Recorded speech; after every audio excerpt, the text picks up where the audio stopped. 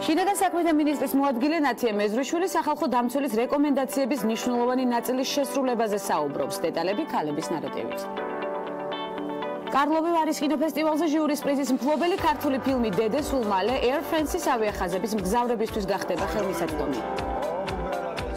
BBC-ის ინფორმაციით გაეროს და სხვა საერთაშორისო საქველმოქმედო ორგანიზაციების მიერ სამხრეთ სირიაში გაგზავნილი ჰუმანიტარული დახმარების შეტანის შემდეგ ქალებს მათი მიღების სანაცვლოდ სექსუალურ კავშირს თხოვენ.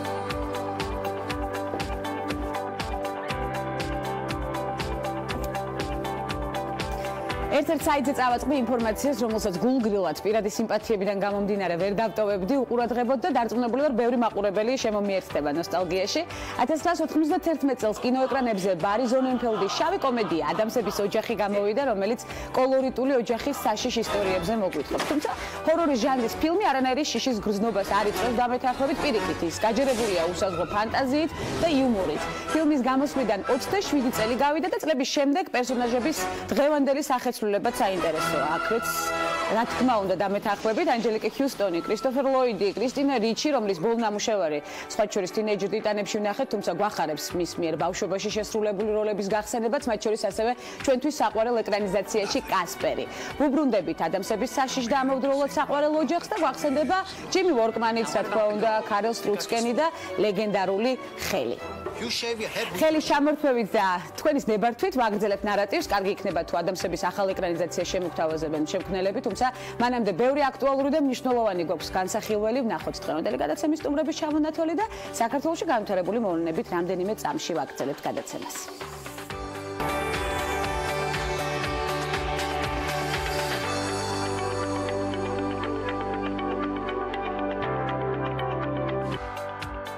ცხოვრების თავისებურება და მსოფლიოს უმდიდრესი ადამიანების მეუღლეების არჩევანი საქმეში. ნარატივით 4 შაბათს. გადაცემის სტუმრების ბლოგში კი ელენე ოთარაშვილი, კომპანია შატო მუხრანის ტურიზმის დეპარტამენტის ხელმძღვანელი და ნანა მესხი, კომპოზიტორი ამბის თხრობით. ეს ქალების ნარატივია.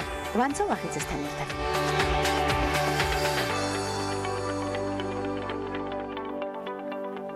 სახალხო დამცველის რეკომენდაციების მნიშვნელოვანი ნაწილი ჩვენ მიერ შესრულებულია. ამის შესახებ შინაგან საქმეთა მინისტრის მოადგილე ნათია მეზრიშვილმა პარლამენტში განაცხადა, სადაც ადამიანის უფლებათა კომიტეტის სხდომაზე 2016 წელს საქართველოში ადამიანის უფლებათა და თავისუფლებათა დაცვის მდგომარეობის შესახებ საქართველოს სახალხო დამცველის ანგარიშზე პარლამენტის მიერ გაცემული რეკომენდაციების შესრულების ანგარიშს უსმენენ. მისი თქმით, სახალხო დამცველის თითოეული რეკომენდაცია, რომლის შესრულების ანგარიშსაც ადამიანის უფლებათა კომიტეტში წარადგენენ, ძალიან მნიშვნელოვანია შინაგან საქმეთა სამინისტროსთვის. კარლოვი ვარის კინოფესტივალზე ჟიურის პრიზის მფლობელი ქართული ფილმი დედე სულ მალე Air France-ის ავიახაზების მგზავრებისთვის გახდება ხელმისაწვდომი. ამის შესახებ ინფორმაცია ფილმის რეჟისორმა მარიამ ხაჭვანმა Facebook-ზე გამოაქვეყნა. ჩვენს დაუყოვნებლივ მოგაწოდეთ ცხადია ინფორმაცია. დედე რეჟისორისთვის პირველი სრულმეტრაჟიანი მხატვრული ფილმი გახლავთ. კინოსურათი სვან გოგოზე მოგვითხრობს, რომელიც სიყვარულისთვის იბრძვის და იმარჯვებს კიდეც. დედეს გადაღებები სვანეთში, ყაზბეგსა და კასპში მიმდინარეობდა. ფილმის უმეტესი ნაწილი კი სვანურ ენაზეა. დედეს პრემიერა საქართველოს კინოთეატრებში 22 თებერვალს შედგა. დავესწარი და ძალიან მოვიხიბლე კიდეც აქვე აღნიშნავ ჩემს შეხედულებასაც. კულტურის სამინისტროში ევროპის საბჭოს კულტურული მარშრუტების პროგრამის პრეზენტაცია გაიმართა. პროგრამა საფუძველი 1987 წელს ჩაეყარა. მისი მიზანია სხვადასხვა ქვეყნისა და კულტურის წარმოჩენა საერთო კულტურული მემკვიდრეობის ჭრილში, კულტურის სფეროში თანამშრომლობა და ტურისტული გამოცდილების გაზიარება. მიმართულია ნაკლებად ცნობილი ტურისტული დანიშნულების ადგილების აღმოჩენასა და პოპულარიზაციისკენ. ამ დროისთვის ევროპის საბჭოში 31 სერტიფიცირებული კულტურული მარშრუტია. საქართველოსთან სერტიფიცირება უკვე გაიარა რამდენიმე მარშრუტმა, მათ შორისაა ებრაული მემკვიდრეობის ევროპული მარშრუტი, ისტორიული თერმული ქალაქების ევროპული მარშრუტი და პრეისტორიული კლდის ხელოვნება ღვინის მარშრუტი კი ამ დროისთვის სერტიფიცირების პროცესშია. სამინისტრო გეგმავს სხვა სერტიფიცირებულ მარშრუტებში გაწევრიანებისთვის პარტნიორების მოძიებასა და ახალი მარშრუტების ინიცირებასაც. საქართველოს კულტურული მარშრუტების სერტიფიცირებისთვის განცხადების მიღება Pirveli მარტიდან ცხადდება. ვითვალისწინებთ ამ ინფორმაციას. დეტალური ინფორმაცია კულტურისა და სპორტის სამინისტროს ვებგვერდზეა წარმოდგენილი და თქვენთვის ცხადია ხელმისაწვდომი. ფუფუნებით ცხოვრების თავისებურება და მსოფლიოს უმდიდრესი ადამიანების მეუღლეების არჩევანი საქმეში. ნარატივით განვიხილოთ, ნახოთ კესო კაციტაძის სიუჟეტი. 21 მილიარდი დოლარის მფლობელი გამომგონებლის და მეწარმის SpaceX-ისა და Tesla Motors-ის აღმასრულებელი დირექტორის ილონ მასკის ყოფილი მეუღლე ინგლისელი მსახიობი ტალულა რაილია. წყვილი 2000 წელს შეუღლდა ქორწინება, 16 წელი გაგრძელდა განქორწინება კი მას 16 მილიონი დოლარი დაუჯდა. ყოფილწყვილს ქორწინებიდან 5 შვილი ჰყავს. ტომ ფრესტონის სახელს რამდენიმე საკაბელო არხი შექმნა უკავშირდება. მისი შექმნილია მუსიკალური ტელევიზია MTV. პრესტონის ქონება $300 მილიონ შეადგენს, იგი დაქორწინებული იყო ყოფილ მოდელ კეით პრესტონზე. 2014 წელს 17 წლიანი თანაცხოვრების შემდეგ წყვილი ერთმანეთს დაშორდა. Businessman Phil Ruffin. მილიარდერ ბიზნესმენ ფილ რაფინმა ინვესტიცია სათამაშო ბიზნესსა და უძრავ ქონებაში ჩადო და ამ კაპიტალ დაბანდებით $2.5 მილიარდი შოვნა შეძლო. უნგრელი მსახიობი და მოდელი ალექსანდრა ნიკოლაენკო მისი მეორე ცოლია. 2008 წელს 74 წლის რაფინმა 24 წლის მოდელთან ქორწინება პომპეზურად აღნიშნა. ქორწილში ალექსანდრას მაიკლ კორსის დიზაინით შექმნილი ძვირადღირებული კაბა ეცვა. 2010 წელს კი მათი შვილი რიჩარდ უილიამსი დაიბადა. ფრანგი ბიზნესმენი ფრანსუა ჰენრი პინოლი კომპანია ქერინგისა და არტემისის აღმასრულებელი დირექტორია. არტემისი მსხვილ აუქციონ კრისტის ფლობს. გარდა ამისა, მისი ოჯახი მოდის ბრენდების გუჩი, სტელა მაკ-კარტნის, ალექსანდრ მაკ-κουინისა და ისენ ლოურენის წილების მფლობელია. ბიზნესმენის ქონება $15 მილიონ შეადგენს. ფრანსუა ჰენრი პინოლის მეუღლე, მექსიკელი მსახიობი სელმა ჰაიეკია, რომელსაც არანაკლებ წარმატებული სამსახიობო კარიერა აქვს. წყვილი 2009 წელს დაქორწინდა და მათ ერთი შვილი ვალენტინა ჰყავთ. $7 მილიარდი მფლობელი ყოფილი ბიზნესმენის და ახლა უკვე ამერიკის შეერთებული შტატების 45 პრეზიდენტის დონალდ ტრამპის რიგით მესამე რჩეული მელანია ტრამპია, რომელზეც 2005 წელს დაქორწინდა. მელანია ყოფილი მოდელია და ის პარიზსა და მილანის ცნობილ სააგენტოებთან თანამშრომლობდა. წყვილის ურთიერთობა ხშირად ხდება საზოგადოების განხილვის საგანით. დონალდში თავდაპირველად მომხიბლა საოცარმა გონებამ, ის ძალიან ჭკვიანი, შარმიანი და ენერგიულია.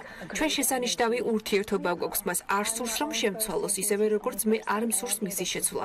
ფიქრობ, ურთიერთობაში მთავარი სწორედ ეს არის. მელანია თანამშრომლობდა სამკაულების ბრენდ QVS-თან და სამკაულის საკუთარი ხაზიც გამოუშვა, თუმცა კომპანიასთან ურთიერთობა არც ისე ხანგრძლივი აღმოჩნდა. მოგვიანებით ამერიკის პირველი ლედის სახის მოვლის საშუალებებით დაინტერესდა და ბრენდი მელანიას სკინქეარ გამოუშვა, თუმცა მისთვის სასაქმიანობაც წარუმატებელი აღმოჩნდა, რაშიც მან ბიზნეს პარტნიორი დაადანაშაულა. როგორია უმდიდრესი ადამიანების პირადი ცხოვრება და მათი ურთიერთობები ამის გარკვევა რთულია, თუმცა როგორც ამბობენ, ყველა წარმატებული კაცის უკან ჭკვიანი მეორე ნახევარი დგას. გამოცდილება, რომელიც მუდმივი შრომით, სხვადასხვა ინტერესით და სიახლეების ძიებით მოდის. ბევრი ღონისძიება და ტურიზმის განვითარებაზე ორიენტირებით მიღწეული წარმატება საქართველოში და საქართველოს ფარგლებს გარეთ. კომპანიის წარმატება მნიშვნელოვანი მიმართულებების გააქტიურებით და კრეატივით, ასევე ცხადია აუცილებლად უნდა აღინიშნოს სამმავლო გეგმების განხილვით. ელენე ოთარაშვილი კომპანია შატო მუხრანის ტურიზმის დეპარტამენტის ხელმძღვანელი სტუმრობს გადაცემას ქალების ნარატივი, თუმცა ეს არის ერთ-ერთი რეგალია. ელენე უამრავ თემაზე უნდა ვისაუბროთ და უამრავ პროფესიულ მიმართულებაზე თქვენთან პირველ რიგში უღრმესი მადლობა მობრძანებისთვის. დიდი ხანია გელით სხვათა შორის ძალიან სასიამოვნოა თქვენთან სტუმრობა და მიხარია. ჩემთვისაც ძალიან სასიამოვნოა რომ ასეთ არაჩვეულებრივ რესპონდენტს სტუმრობ და უკვე შეიქმნა ის განწყობა, რომელიც გვჭირდება მთელი დიალოგის განმავლობაში. დავიწყოთ 2018 წლის საწყისში 2017 წლის შეჯამებით, ელენე, რომელიც ნაყოფიერი აღმოჩნდა შატო მუხრანისთვის, 60%-ით გაზრდილი ტურისტების რაოდენობა, ძლიერი ქალი ხელმძღვანელის ხელში, ამასაც ხაზგასმით ვიტყვი. როგორია ასევე ჯილდოების ჩამონათვალი 2017 წელს. კი ბატონო, შატო მუხრანისთვის გასული წელი მართლა განსაკუთრებულად ისეთი წარმატებული იყო. ჩვენ შესამჩნევი ისეთი პროცენტით გავზარდეთ ჩვენი ვიზიტორების რაოდენობა. ასევე აღსანიშნავია ის ჯილდო, რომელიც დავიმსახურეთ ტურიზმის ეროვნული დაჯილდოების ცერემონიალზე. კი ბატონო. ტურიზმის ნომინაციაში. ასევე ალბათ უნდა გამოვყოთ ის განსაკუთრებული ჯილდო, რომელიც დაიმსახურა ჩვენმა ღვინომ დეკანტერის ერთ-ერთ ყველაზე პრესტიჟულ საერთაშორისო კონკურსზე. ჩვენ 2012 წლის საფერავმა აიღო პლატინის მედალი. ეს არის უპრეცედენტო ზოგადად ქართული ღვინის ისტორიაში და ეს არის არა მხოლოდ ერთი კონკრეტული ბრენდის წარმატება, არამედ მთლიანად ქართული ღვინის წარმატება. ხადია, ნაბიჯ-დაბიჯ მივდივართ, ქართული ღვინის წარმატება უკვე საყოველთაოდ ცნობილია და ძალიან გვახარებს, არაერთგზის ყოფილა ჩვენი მთავარი თემა. იმისთვის, რომ ბიზნესის მართვის სადავეები ჩაიგდო ხელში, გამოცდილება უნდა გქონდეს დიდი დამეთანხმებით, ელენე. თქვენს მონაცემებს გადავხედე და ვაღიარებ ძალიან დიდი დრო წამართვა. ვრცელია. კონსერვატორიიდან დაწყებული პროფესიული არჩევანით დავიწყოთ და შემდეგ განვაგრძოთ სხვადასხვა მიმართულებაში.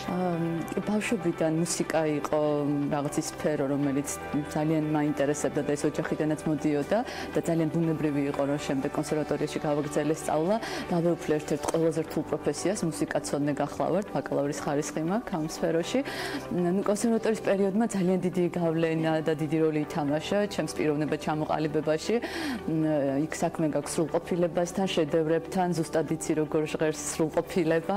ამასთანავე მუსიკა გაჩვევს ძალიან ისეთ მძიმე შრომას, თან გივითარდება შემოქმედებითი უნარები. მოკლედ კონსერვატორია მომცა ძალიან ისეთი მყარი, საფუძველი ჩემი მომავალი საქმიანობისთვის. მანამდე პიანისტიც იყავით, როგორც ვიცი. მუსიკალურ სასწავლოში. ახლა თუ ისეთ მუსიკისტს. რა თქმა უნდა, მუსიკასო ჩემ გულშია და ეს არის ის დატვირთვის ერთ-ერთი საშუალება შეიძლება იყოს. დატვირთვის სამუშაო გრაფიკში. რომდო მინდა გავიხსენოთ თქვენი მაყურებლისთვის ძალიან სასიამოვნო იქნება დღეს რაღაც ნოსტალგიების კი დღე მაქვს დავიწყე სხვა ჩვენს ადამიანების ოჯახით ესეც ნოსტალგიასთან იყო დაკავშირებული და ახლა გადავინაცვლოთ უკვე იმ პერიოდზე როდესაც სწორედ მაშინ სიახლე იყო ჯგუფები ესტრადა სწორედ ამ მიმართულებით ძალიან საინტერესო და დასამახსოვრებელი სახე შექმნით თქვენ გამარჯვება გვახსოვს ასევე უკრაინაში ფესტივალზე რომელმაც ნამდვილად ძალიან დიდი წარმატება ეს ამბავი დავიწყეთ 96 წლიდან ძალიან პატარები ვიყავით ძალიან გვიხაროდა ეს ბევრ საერთაშორისო კონკურსსა და ფესტივალზე მივიღეთ მონაწილეობა ერთ-ერთი მნიშვნელოვანი გამარჯვება იყო უკრაინაში იალტის საერთაშორისო ფესტივალზე და დღემდე მოყვება ის კონტაქტები საკმაოდ დიდი რაოდენობით ყავდა თაყვანისმცემლების და მუშაობდით შემოქმედებით წვაში ვიყავით ეს იყო რაღაც საუკეთესო წლები რა თქმა უნდა თუმცა პარალელურად სულ სწავლობდი რაც არავის არ ეგონა და რომ გამოჩნია ბიზნეს სფეროში რაღაცა ზოგი გაოცებულიც იყო რომ ეს მომხდარი გოგოს აიდან მაგრამ მე პარალელურად სულ სწავლობდი მუშაობდი ასე რომ როგორც ყოველთვის მრავალ მიმართულებას ითავსებთ და ახლაც აგრძელებთ სწორედ ამ მიმართულებით სვლას ტურიზმი ჰოსპიტალიტი ბიზნესის მიმართულებაც აუცილებლად უნდა აღნიშნოთ აღმოცენება და ერთგვარად უკავშირდება სწორედ თქვენს საქმიანობას როგორი იყო მიმართულება წლების წინ და ახლა რა სჭირდება მეტი განვითარებისთვის და ზოგადად როგორ ეტაპზეა ახლა შევაფასოთ ზოგადად ტურიზმი ძალიან დინამიური სფეროა და საქართველოშიც ძალიან დიდი სისწრაფით ვითარდება რაც ძალიან სასიამოვნოა რაც შეეხება ღვინის ტურიზმს თუ 8 წლის წინ ეს ტერმინიც კი ძალიან იშვიათად იხმარებოდა და ფაქტობრივად კონტურებიც არ იყო მოხაზული ამ ბიზნეს ინდუსტრიის დღეს უკვე ძალიან მზარდი ბიზნესია რაც ძალიან სასიამოვნო ტენდენციაა ნამდვილად თქვენ ღვინის ტურიზმის კურსები ბორდოში გაქვთ გავლილი კი ბატონო ვარ ინფორმირებული თქვენ თქვენს მონაცემებს გადავხედე რა ბენეფიტები ჩამოვიტანეთ საქართველოში ეს ქონდა ნამდვილად ამის საშუალება რომ საფრანგეთში საუკეთესო ღვინოებისა და მითიური შატოების სამშობლოში გამევლო ეს კურსი საფრანგეთი არის ქვეყანა რომელიც წელიწადში დაახლოებით 10 მილიონ ვიზიტორს მასპინძლობს ენო ტურიზმის მიმართულებით და დაახლოებით შემოსავალი აქედან 6 მილიარდი ევროა ანუ ძალიან მაღალ დონეზეა ეს სფერო განვითარებული და რა თქმა უნდა იქაური მოდელის წამოღება ჩემთვის ძალიან საინტერესო და მნიშვნელოვანი იყო რამდენად მარტივად დაინერგა საქართველოში სწორედ ეს მოდელი იცით რა ჩვენ შატო მუხრანში ნამდვილად დავაწესეთ ის მაღალი თამასა რომელსაც ვცდილობთ რომელიც უფრო და უფრო გავაუმჯობესოთ შევქმნით ჩვენი სტანდარტები სამწუხაროდ დღეს ამ სფეროში ესეთი მკაფიო ჩამოყალიბებული სტანდარტები ქვეყნის დონეზე არ არსებობს რაც ვთქვათ არის საფრანგეთში იმედი მაქვს ამ დონეზე რაღაც პერიოდის მერე მივალთ მაგრამ ამასთანავე ეს გვაძლევს თავისუფლებას რომ თითოეული ობიექტის ხელმძღვანელმა თვითონ შექმნას თავისი სტანდარტები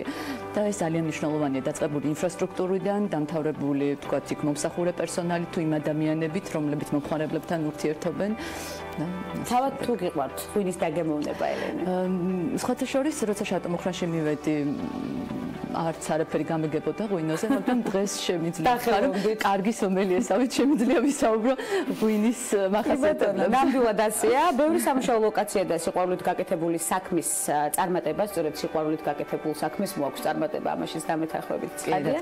საინტერესო ეპიზოდი გავიხსენოთ, რომელმაც მნიშვნელოვანი ცვლილება მოიტანა თქვენს საქმიანობაში. ასეთი საინტერესო ეპიზოდი შეიძლება გამოვყოთ ალბათ 2011 წელს, როდესაც ესეთი მრავალი გამოცდებისა და ტესტირების შედეგად ამიყვანეს TBC ბანკის PR დეპარტამენტში და ამომტკიცეს ამ პოზიციაზე და მე სულ ცოტა ხანში ბატონი მამუკა ხაზარაძისგან მივიღე რაღაც არაჩვეულებრივი შეთავაზება, რომ სათავეში ჩავდგომოდი შატო მუხრანში სრულიად ახალ ბიზნეს მიმართულებას, რომელიც იმ მომენტში იდგამდა ფეხს. შევქმნით ტურიზმის განვითარების გრძელვადიანი სტრატეგია, ჩამოვაყალიბეთ ესეთი ეფექტური გუნდი, დავაკომპლექტეთ ნიჭიერი და ენთუზიაზმით სავსე ივენთ მენეჯერებით, სომელიებით, გიდებით, მომსახურე პერსონალით, რა თქმა უნდა, ამის უკან იყო ძალიან დიდი შრომა და მას მერე ყოველ წელს ვცდილობთ, რომ გავაუმჯობესოთ ჩვენი შედეგები, შევქმნით პროდუქტები სხვადასხვა მიზნობრივ სეგმენტზე მორგებული და ყოველ წელს ვცდილობ, რომ გავამრავალფეროვნო, ასე ვთქვათ, ჩვენი შეთავაზებები და კიდევ უფრო მომხიბლელი გავხადოთ. ნამდვილად, ორიენტირებული ხართ სიახლეებზე და კრეატივზე, სამომავლო გეგმებსაც აუცილებლად გითხავთ, იმიტომ რომ ამოვიკითხე იქაც მნიშვნელოვანი შენობებთან დაკავშირებით და დარბაზებთან დაკავშირებით სიახლე, რომელსაც აუცილებლად გითხავთ. თუმცა მანამდე მაინტერესებს ამ გადატვირთულ სამუშაო გრაფიკში თქვენი აღნაგობით თუ ვიმსჯელებთ, აუცილებლად უთმობთ ალბათ დროს სპორტსაც. კი, რა თქმა უნდა. როგორ ახერხებთ დროის მენეჯმენტია ძალიან საინტერესო. არ შემიძლია. იოგას რაღაც ძირითადი ვარჯიშები მაქვს ათვისებული ხეხებისთვის, სამი და პერიოდულად ცურვა. ცურვა აუცილებელი. ცურვა და სიარული, საჩვენს უფთა ჰაერზე, შატომუხრანში ხელი გეწყობათ ამით. ეს არის მთავარი. აქედან თვითონ შეიძლება ვთქვათ, როდესაც უფთა ჰაერია და ასეთი არაჩვეულებრივი გარემო, ცხადია რომ ხელს ეს არის ადგილი, რომელიც ერთი ნახვით გიყვარდება და მე ვეღარ შორდები. შემდეგ წარმატებასაც აღწევ საქმის სიყვარულით. სათხედავს თავს ელენე ოთარაშვილი მომდევნო ნაბიჯებში. გვანცა როგორც აი ჩემი გზიდან გამომდინარე თუ იმსჯელებთ, ჩემი ცხოვრება ყოველთვის სავსეა რაღაც ისეთი მოულოდნელი გამოწვევებით. აქედან გამომდინარე მე ვფიქრობ, რომ ჯერ კიდევ წინ მაქვს ყოველ საინტერესო ამბები. ნამდვილად ასეა, რომელსაც აუცილებლად გაგვიზიარებთ ქალების ნარატივი. ჩემი ესეთი რეალური ოცნებები და მივდივარ ამისკენ. და არ გაგვიანონსებთ თქვენს რეალურ ოცნებებს. შევინახავ ჩემთვის. რას უკავშირდება საინტერესოა ელენე ოთარაშვილის რეალური მნიშვნელოვანი მიზნები, რომელზეც აუცილებლად გავამახვილებთ უკვე მოგვიანებით ყურადღებას ქალების ნარატივში, თუმცა ექსკლუზივის უფლებას მე ვიტოვებ. მადლობა. და რაც შეეხება უკვე შატომუხრანის სამომავლო გეგმებს, რომელიც ახლოს არის პრინციპში უკვე დარბაზები, შენობები, რომელიც უკვე ახსენეთ, თუ შეიძლება. ახლა დაიწყო ყველაზე მნიშვნელოვანი ეტაპი შატოს რეკონსტრუქციის.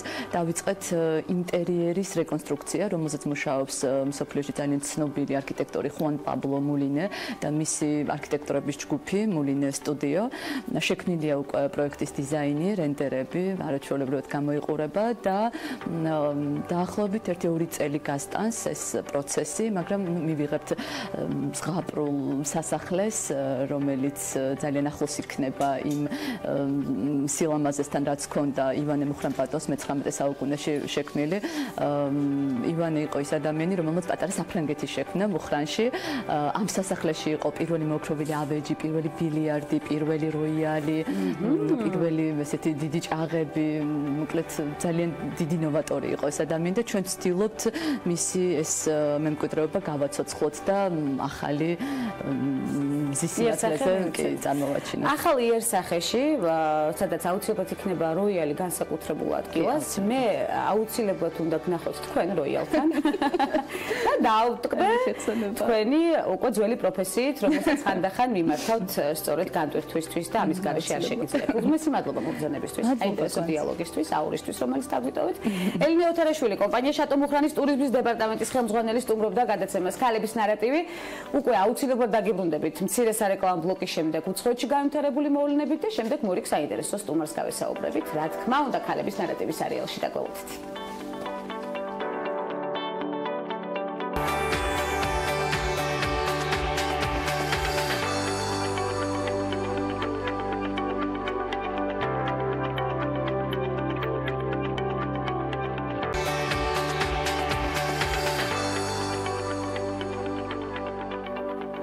ბრუნდებით რეკლამის შემდეგ უკვე უცხოეთში განვითარებული მოვლენებით და ამასობაში მსახიობი ჯენიფერ ლოურენსი სექსუალური შევიწროების თემაზე დოკუმენტურ სერიალს ამზადებს.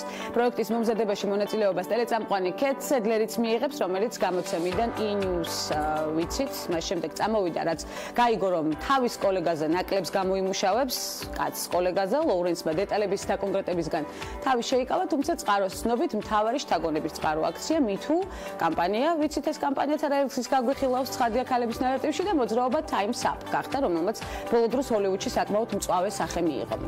BBC-ს ინფორმაციით, როგორც გადაცემის საწყისში აღვნიშნეთ, გაეროს და სხვა საერთაშორისო საქველმოქმედო ორგანიზაციების მიერ სამხრეთ სირიაში გაგზავნილი ჰუმანიტარული დახმარების შეტანის შემდეგ ქალებს მათი მიღების სანაცვლოდ სექსუალურ კავშირს თხოვენ. სხვადასხვა წყაროების მიხედვით მამაკაცები, ვისაც ეს დახმარება დაზარალებულ რეგიონებში შეაქვს, ქალებს საკვების სანაცვლოდ სექსს თხოვენ. ჰუმანიტარული დახმარების ორგანიზაციების მუშაკების თქმით, შემთხვევები იმდენად გავრცელებულია, რომ ზოგიერთი ქალი ჰუმანიტარული დახმარების მისაღებად ცენტრებში მისვლაზე უარსაც ამბობს, რადგან ხალხი მიიჩნევს, რომ მან სანაცვლოდ სხეული გაყიდა.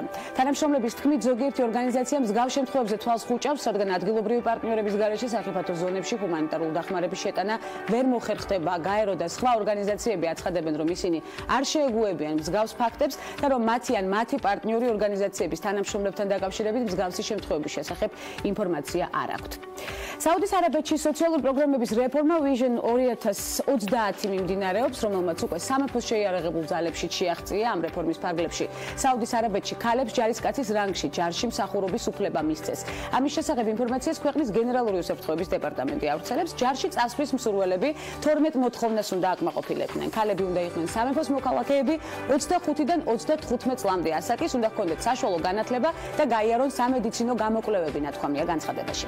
ქალები, რომლებიც უცხოელებზე არიან დაქორწინებულნი და იყვნენ სასამართლო, ასევე ჯარში, სასამართლოშიც მუშაობდნენ და ჯარშიც არ მიიღებიან ამასობაში, ეს ნაბიჯი არის პრინც მოჰამედ ბინ სალმანის ახალი პოლიტიკის ნაწილი, რომელიც ჩვენს განვიხილეთ და რომელიც მიზნად ისახავს ქალთა ჩართულობის გაზრდას სახელმწიფოს საზოგადოებრივ ცხოვრებაში. ამ პოლიტიკის ფარგლებში ქალებს უკვე მიეცათ მანქანისტარების საფეხბურთო მატჩებზე ყოფნის, ასევე გამომძიებლებად მუშაობისა და საკუთარი ბიზნესის გახსნის უფლება და არ გამოგჩენია ქალების ნარატივით სწორედ ეს მიმართულებები.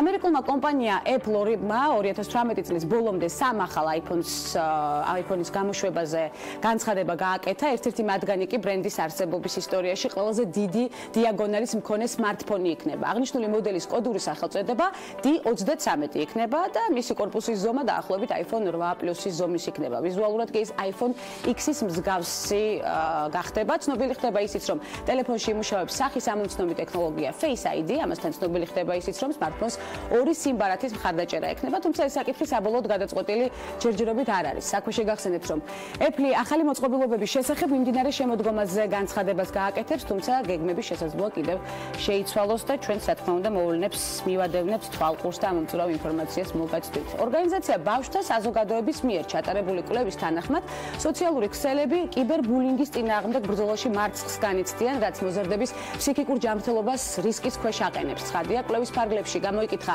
11-დან 25 წლამდე 1089 რესპონდენტი, რომელთა ნახევარსაც, როგორც აღმოჩნდა, სოციალურ მედიაში მიუღია შეურაცხმყოფელი მუხარის შემცველი შეტყობინებები, ელექტრონული წერილები და ტექსტები. კვლევამ ისიც დაადგინა, რომ მსგავსი ნეგატიური გამოცდილების მქონე მოზარდების 2/3-ს ბულინგის შესახებ მშობლებისთვის არ უცნობებია. გამოკითხულთა 83%-ს სურს სოციალურმა მედია პლატფორმებმა უფრო მეტი გააკეთონ პრობლემის მოსაგვარებლად და დაიწყონ ეფექტიანი ბრძოლა კიბერბულინგის წინააღმდეგ. კვლევის ავტორები სოციალურ მედია კომპანიებსა და მთავრობებს მოქმედებისკენ მოუწოდებენ და სთავაზობენ რეკომენდაციას, რომლის მიხედვითაც კიბერბულინგის თითოეული შემთხვევის შეტყობინებების შემდეგ კომპანიებმა მასზე რეაგირება უნდა მოახდინონ, არაუგვიანეს 24 საათისა უნდა მიეწოდოს ახალგაზრდა მომხმარებლებს სახელმძღვანელოები, რომლებიც მათ ინტერნეტში ქცევის წესებს შეასწავლის.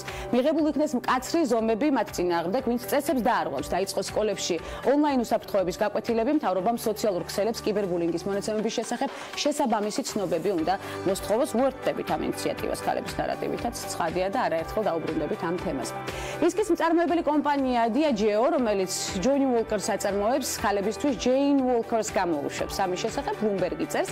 შოტლანდიური ვისკის ვიცე-პრეზიდენტი სტეფანი ჯეიკობი განმარტავს, რომ ქალის გემოვნურ თვისებებზე იქნება მორგებული სწორედ ეს სახეობა. პარალელურად კომპანია Diageo წამყვან პოზიციებზე დასაქმებულ ქალთა რიცხვის ზრდასაც აანონსებს და ქალებისთვის განკუთვნილი ვისკი Jane Walker-ი ამერიკის შეერთებული შტატების დახლებზე მარტში გამოჩნდება. კომპანია პირველ ეტაპზე 250,000 ბოთლის ჩამოსხმას გეგმავს. თითოეული გაყიდული ბოთლიდან $1 ქალების უფლებათა დაცვის ორგანიზაციაში გადაირიცხება. ასეთი საინტერესო კამპანია უკვე სწორედ ამ მიმართულებით. და ბევრი შემოქმედებითი საღამო, პოპულარული სიმღერები და საჯარო სამსახური რამდენიმე წამში ერთი რესპონდენტის გარშემო ერთიანდება. დაგველოდეთ.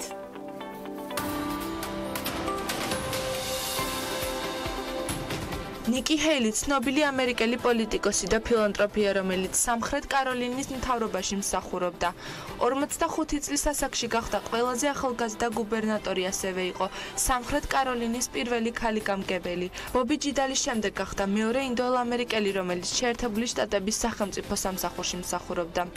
2017 წლის 27 იანვრიდან გახდა ამერიკის შეერთებული შტატების მუდმივი წარმომადგენელი გაეროში. ჰეილის შემოსავლები $1.6 მილიონ დოლარს აღწევს, როგორც სამხრეთ კაროლინის გუბერნატორი, მისი შემოსავალი 106,000 ამერიკული დოლარია, ხოლო როგორც გაერთიანებული ერების ორგანიზაციის ელჩი, მისი შემოსავალი 180,000 ამერიკულ დოლარს აღწევს. ნიკი ჰეილი ბამბერგში 1972 წლის 20 იანვარს დაიბადა. მისი მეუღლე მაიკლ გეილია, რომელიც სამხრეთ კაროლინის ეროვნულ არმიაში მსახურობს. წყვილს 2 შვილი ყავს, 1 ვაჟი და 1 გოგონა. კლემსონის უნივერსიტეტის დასრულების შემდეგ ჰეილი შეუერთდა გადამამუშავებელ კომპანია FCR Corporations ხარჯების მართვის მიმართულებით. მოგვიანებით კი ჩაერთო დედის ტანსაცმლის ბიზნესში, რის შემდეგაც კომპანიამ $1 მილიარდი მოგება მიიღო.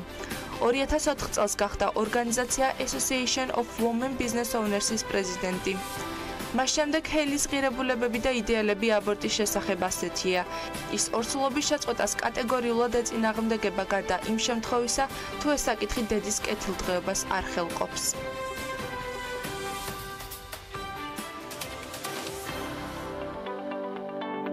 ჩემი სიმღერები ბევრად უფრო მოთხოვნადი და პოპულარულია, ვიდრე მათი ავტორი. ანუ მე, ჩემთვის ეს დიდი ბედნიერება და პასუხისმგებლობა, ამბობს ნარატივის მორიგი რესპონდენტი ერთ-ერთ ინტერვიუში, თუმცა მისი პასუხისმგებლობა ხელოვნების გარდა კიდევ ბევრ სხვა საკითხებზეც ვრცელდება. საინტერესო პროფესიული გზის მიმართულებებზე და გეგმებზე კომპოზიტორი, მომღერალი, გიტარისტი, პოპულარული სიმღერების ავტორი და საჯარო მოხელე ნანა მესხი ისაუბრებს. მოგესალმებით, ნანა. მოგესალმებით, ჩემო ლამაზო. ძალიან დიდი მადლობა იმ არაჩვეულებრივი განწყობისთვის, რომელიც დიალოგის საწყისში უკვე მაჩუქეთ. დიდი პირველ რიგში ეს უნდა აღნიშნო. ასევე, რაც უნდა აღნიშნო, არის ხალხის სიყვარული თქვენს მიმართ. ნანა, არ შემიძლია ეს არ ვთქვა და სულ დადებითი შეფასებები არა მხოლოდ საქმეში, არამედ უკვე ყოფით ცხოვრებაშიც. დიდი მადლობა ეს თქვენ დადებითი ენერგეტიკის ინტეგრირება. აუცილებლად მოგესალმო, უნდა დაგასწრო.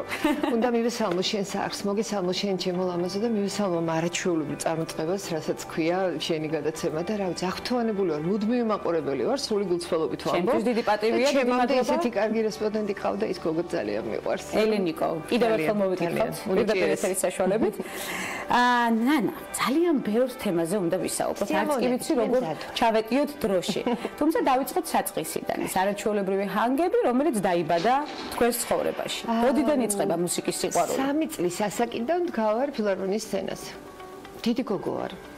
და 3 წლის ასაკიდან გავარ ფილარმონიის სცენაზე. ახახას სხვათა შორის სტატიაც იყო 30 წელი შეუსრულდა ჩემს ერთ სიმღერას შეიძლება იცით კიდეც დავდივარ და დაგეთ. რა თქმა უნდა ვიცით. და სიმღერას ყველა ვიღინეთ. 31 წლის ვარ სულ ჩავთვალოთ, იმიტომ რომ უხერხულია ალბათ ასაკზე საუბარი. რაც შეეხება მუსიკასთან შეხებას 3 წლიდან ფილარმონიის სცენა, 5 წლიდან უკვე ელექტროგიტარა, სოლო გიტარისტი ვარ პროფესიონალი განათლებით და უკვე 8 წლის ასაკიდან პატარა-პატარა მელოდიებსაც ვქმნის. 8 წლის ასაკიდან დაიწყო სწორედ კომპოზიციების და მელოდიების პატარა-პატარა მელოდიების შექმნა. ერთ-ერთ თქვენს ინტერვიუში ამოვიკითხეთ თქვენი ფრაზა, მე ჩემი ნიშა მაქვს, რომელსაც არ ვღალატობ. ძალიან ბევრი საინტერესო ფრაზა გაქვს, რომელიც შეიძლება ტრაფარეტულად გაყვეს ჩვენს დიალოგს. ამიტომ ამონარიდები ბევრი მაქვს. მე დავამატებ ნიშა, რომელიც ნებისმიერ სხიბლავს. როგორია ის ნიშა და ბალანსი, რომელსაც არ ღალატობთ? ერთმა ჩემთვის ძალიან პატივსაცემმა კომპოზიტორმა, არა ლოტბარმა, არ ვიტყვი ახლა უბრალოდ მის სახელს და გვარ ჩემს მე გავიზარდები შემოქმედებაზე პრინციპში.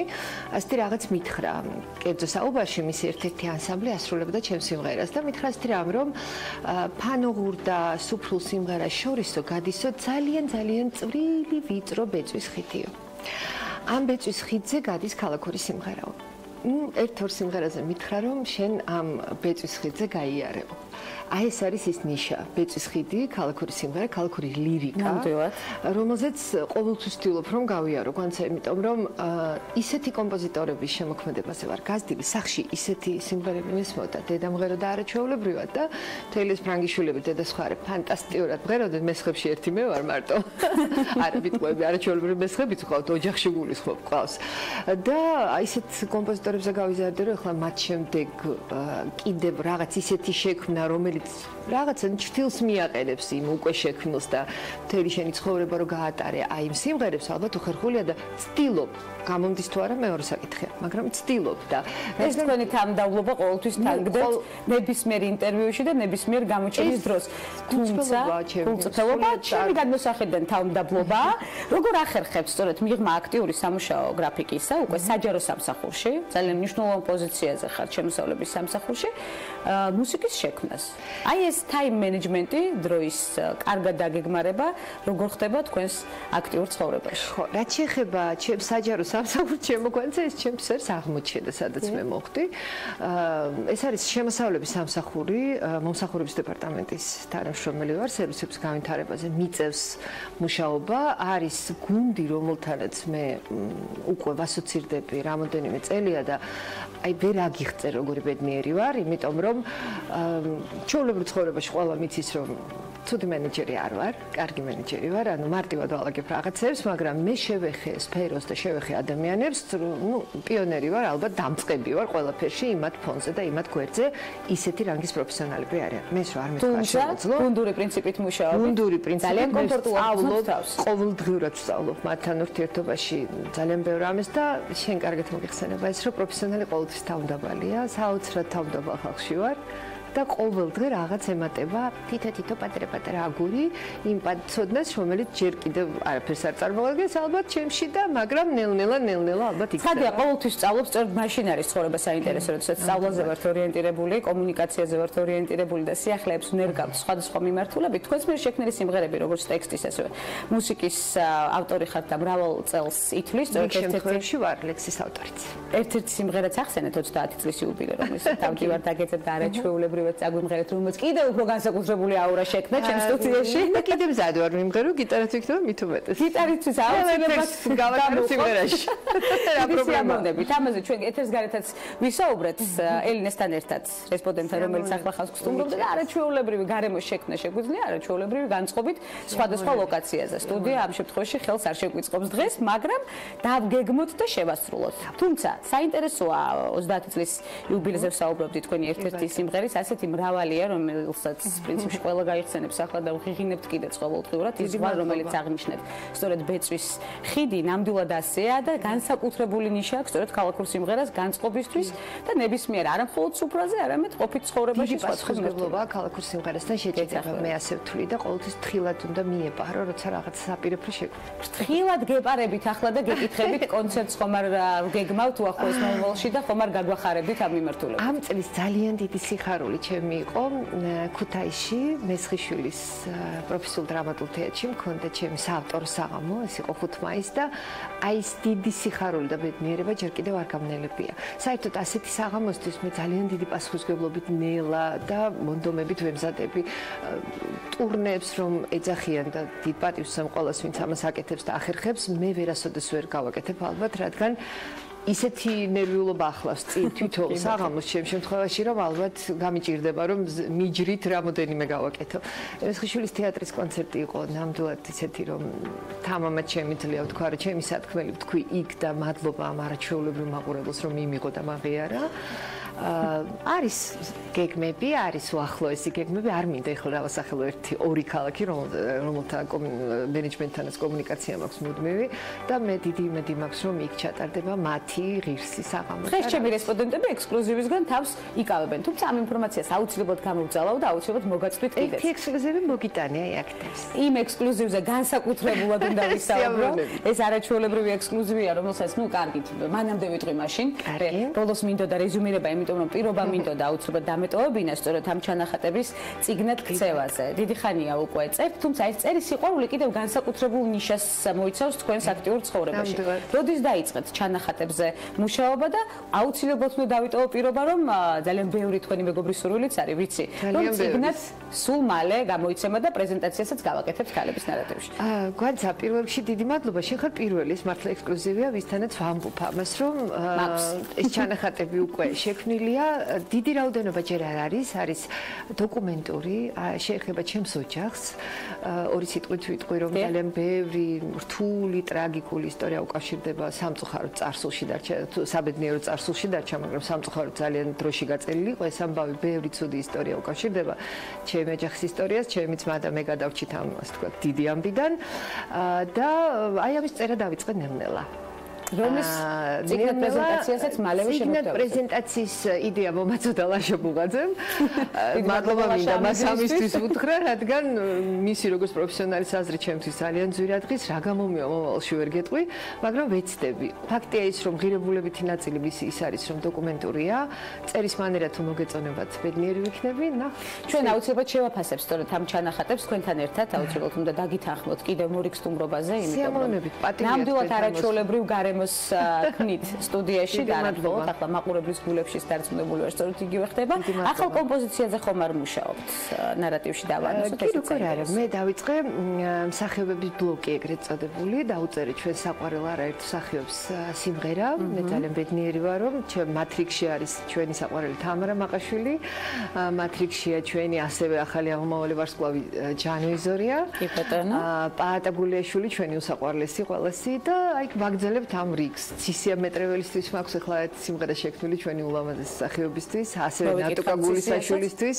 ხო და რა ვიცი, ამ ბლოკს ვაგრძელებთ და კიდევ ერთი მოულოდნელობა ალბათ ცოტა ხანში იქნება, თუ თქვათ წმინდა მენეჯერული მხარე მოგვარდა, მე უკვე ვიტყვი შენთან გადაცემაში. სიურპრიზებით სავსე ნანა მესხი. ეს ეხება მსახიობებს.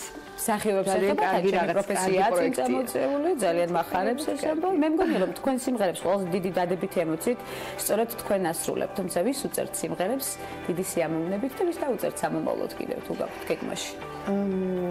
იცი რა არის, სიმღერებს უწერ ადამიანებს, რომლებიც მიყვარს. ძირითადად ვიცი, როცა დავწერ სიმღერას, ვინ შეასრულებს. არის შემთხვევა, როდესაც უბრალოდ იწერება სიმღერა და შემდეგ ვფიქრობ, აი ვის მოუხდება და ასეც ყოფილა, მაგრამ ძირითადად მაინც ვიცი. რა ვიცი, ქართული ხმები, თეატრალური კვარტეტი, თბილისური კვარტეტი, ჩემი მეგობრები არიან. მათთვის სიმღერის დაწერა ფუფუნებაა.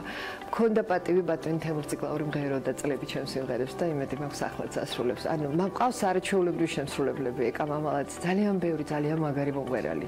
ახალგაზრდები, გიორგი ვეფისაშვილი, გიორგი სუხიტაშვილი, ბევრი, ყველას ვერ ჩამოთვლი და ეს ადამიანები მიყვარს. და რადგან მათთან ურთიერთობა ჩემთვის ადამიანურად ძალიან კომფორტულია, სიამოვნებით უწერ, იმიტომ რომ მე ხო სიმღერა რა არის? შენი ემოცია, რომელიც შიგნით დუხს და გინდა რომ გარეთ რაღაც ფორმით გამოიტანო. მე გამომაქვს ამ ფორმით, ხანდახან წერ ჩანახატს, მაგრამ ძირითადად გამომაქვს სიმღერის სახით და გვახარებს ეს ემოცია სხვას. ჩვენ და გვავსებს. მე გავთამამდები და გკითხავთ, რომელი ნოტი იბადება ქალების ნარატივის სტუდიაში. რომელი ნოტი იბადება? 7-ვე ალბათ. ყველა ნოტი. ყველა ნოტი. მრავალფეროვანი. ძალიან. ნოტები კი ბატონო, აქვე უკვე იქნება კომპოზიცია, მაშინ თუ ყველა ნოტი იბადება და უკვე სამომავლოდ ამ მიმართულების დაგეგმარება შეგვიძლია ერთად. აი ასე იბადება სიახლეები სწორედ ჩვენთან. როგორია ნანა მესხი ოჯახურ გარემოში საინტერესოა, მაგალითად სამზარეულოში. ვიცი რომ მეგობრებს ძალიან უყვარს თქვენთან მოსვლა. უყვართ, მაგრამ როგორც წესი მოდიან თავის საჭმელებით, იმიტომ რომ სამზარეულოში ძირითადად ყავის მოდუღებით ვარ დაკავებული. ეს მნიშვნელოვანი კომპონენტია. ვერ ვიტყვი რომ ეს პლუსია, ნამდვილად, იცი რა, დროც არ მრჩება არასდროს, თუმცა 1000 ერთხელ როცა ამის დრო და განწყობა არის, სიამოვნებით ვაკეთებ რაღაცებს და არ ვიცი ხა მათამამებენ თუ მართლა ასეა, მეუბნებიან რომ მესხი კარგი ხელი გაქვს და ცოტა ხშირად გეცადა და მაგრამ აი ეს ხშირად რაღაც ვერ გამოდის. ალბათ მაინც დროის თემაა, რომ კი ბატონო, ჩვენ ამ მიმართულებასაც დავტესტავთ. ამა მიყვარს ძალიან. გურმანი ბრძანდებით. გურმანი არა, ჭაბა მიყვარს. გურმანი არა, რომელიც ადვილ არჩევს და ასე ვთქვათ, ყველაფერს არ შეახებს ხელს და მე პრინციპში ძალიან იშვიათია ალბათ. ნებისმიერი არა, მაგრამ იშვიათია რომ ვთქვა, რომ ეს არ მიყვარს, ყველაფერი მიყვარს. უბრალოდ ქალი ვარ და უფრთხილდები რაღაცებს და ამიტომ ნამდვილად არ გამოიყურებით. ჯანსაღი ცხოვრების წესიც აქტიურად არის ალბათ თქვენ დღეს რეჟიმში. იცით რა არის რაშია საქმე, განსა პრაქტიკულად ოფისი საჭესთან ჯდომა, ძირითადად მაინც აი ეს რეჟიმია, მაგრამ ამ ბოლო დროს დავიწყე ახალი ოფისის სახლთან ახლოს მაქვს და დავიწყე ფეხეციარული და ხანდახან აკვაერობიკა, რაც ძალიან მიყვარს. მივიღეთ თქვენგან არაჩვეულებრივი რჩევები, მივიღეთ არაჩვეულებრივი ენერგეტიკა და აურა, რომელიც გაგვხდება მთელი დღის განმავლობაში. ძალიან დიდი მადლობა მობრძანებისთვის. დავიტოვეთ პირობები, რომელსაც დროდადრო აუცილებლად მოვეკითხავ, ჩანახატებთან დაკავშირებით განსაკუთრებით. მე აუცილებლად მოგაწვდით ინფორმაციას, როდის შეგვიძლია შევაჯამოთ ეს მიმართულება და პრეზენტაციაც აუცილებლად დავგეგმოთ გადაცემაში ქალების ნარატივი. მე მადლობა მინდა უთხრა თქვენ საქმს და მივესალმო ამ საოცარ პროფესიონალებს, რომლებსაც ყოველთვის გულშემატკივრობ და ასე იქნება მომავალშიც ასე იქნება ყოველთვის. უღრმესი მადლობა მადლობა ნანა მესხს, კომპოზიტორს, მომღერალს, გიტარისტს, საჯარო სამსახურის მოხელე, რომელიც ასევე განვიხილეთ და ეს მიმართულებაც აქტიურადაა მის ცხოვრებაში. კარგი იქნება რომ წიგნზე ვისაუბრებთ და ამ მიმართულებასაც დავამატებთ უკვე მრავალ რეგალიაში. ცხადია, აუცილებლად გადავუხდით მას. ძალიან დიდ მადლობა საინტერესო ნარატივისთვის. ასეთი იყო დღევანდელი გადაცემა. ვხვდებით ერთმანეთს ხვალ ზუსტად 11 საათზე მორიგი აქტუალური თემებით, საინტერესო სტუმრებით და ახალი ენერგეტიკით დროებით.